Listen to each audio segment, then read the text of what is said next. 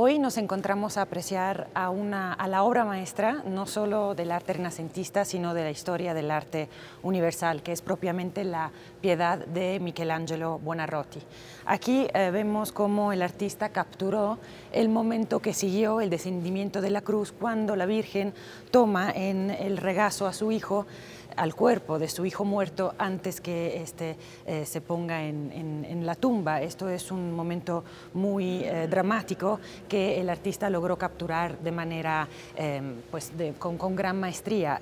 Cuando hablamos de la Piedad, hay que acordarnos que la iconografía de la Piedad nace en Alemania y de ahí se mueve hacia Austria, en Francia, para llegar a Italia. Pero la iconografía, así como la creó Michelangelo, es la que ya se convirtió en un icono que todos los artistas tendrán que, de alguna manera, estudiar antes de representar a este tema.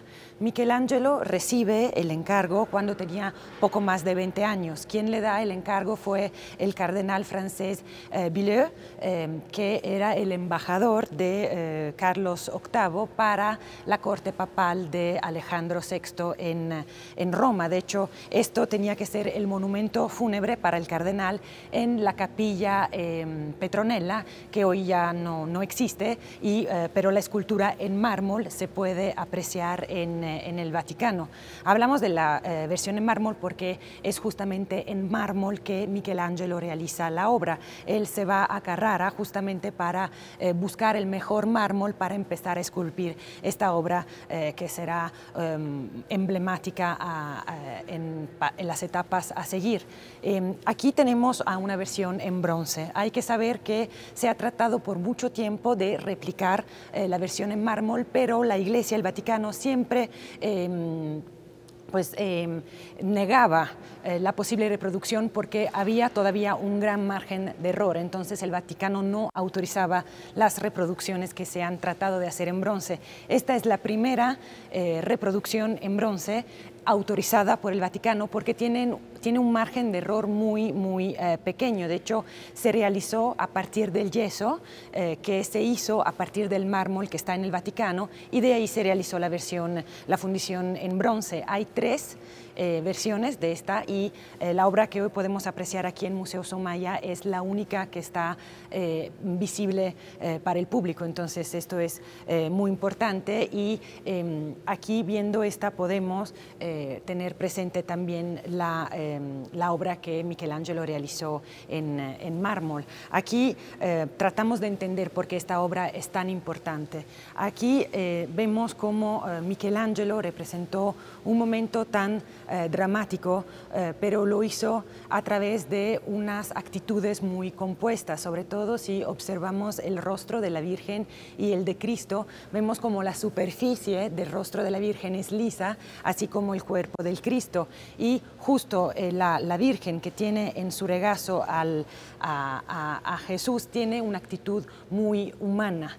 Y también aquí vale la pena reflexionar sobre eso, porque aquí estamos frente a una madre que está quizá enfrentando uno de los dolores más grandes, los de la pérdida de un hijo, pero en este caso también es un dolor necesario, porque a través de la muerte de su hijo se salvará la humanidad. Entonces vemos como Michelangelo, a través también del drapeado, destaca una gran maestría, un drapeado que es muy denso en la parte superior y que se pone un poco más sutil en la parte inferior. Es un drapeado que cae a manera de cascada, y justo habla de esto, aterrizar de algo que del alto llega hacia lo terrenal, que es el gran dolor, que es un dolor a la vez humano y metafísico en este caso. También, si nos alejamos un poco, podemos ver cómo la forma de toda la escultura es una forma piramidal. Esta forma piramidal le otorga a la obra un grandísimo sentido de estabilidad, y de hecho logra no romper con esta geometrización, poniendo la cabeza de Jesús hacia atrás. También esto habla de una grandísima maestría por parte de Michelangelo, que, como dijimos, tenía poco más de 20 años cuando realizó la obra, y la obra la realizó en mármol. Acordámonos que trabajar el mármol es mucho más difícil que trabajar el yeso, en el sentido de que el mármol no permite errores. Cuando estamos frente a una escultura en yeso, esta puede ser modelada y allá donde se quieren cambiar algunos rasgos, el yeso se puede volver a humedecer y se puede adaptar la escultura. En este caso, con el mármol, como se talla directo en la piedra, esto no admite errores. Y también dar este drapeado tan delicado y representar a estas actitudes tan humanas, tan naturales, encontramos cierta idealización, pero es una idealización renacentista, y aquí se ve toda la influencia también de Leonardo da Vinci. Toda la obra habla justo de este dolor, pero habla de este dolor con un gran sentido metafísico, espiritual. De hecho, Michelangelo fue entre las figuras más emblemáticas del Renacimiento, junto con Leonardo da Vinci y Donatello, y vemos que él logró reinterpretar tanto la pintura como la escultura según sus leyes. Al centro, el tema central de toda la obra de Michelangelo es el hombre, es el rapport, es la relación que el hombre tiene tanto con lo terrenal como lo divino, y aquí justo en esta obra podemos ver eso, porque habla de algo muy humano como la pérdida de un hijo por parte de una madre, pero también muy espiritual, como aceptar el dolor, porque es, como dijimos, un dolor que llegará a la salvación.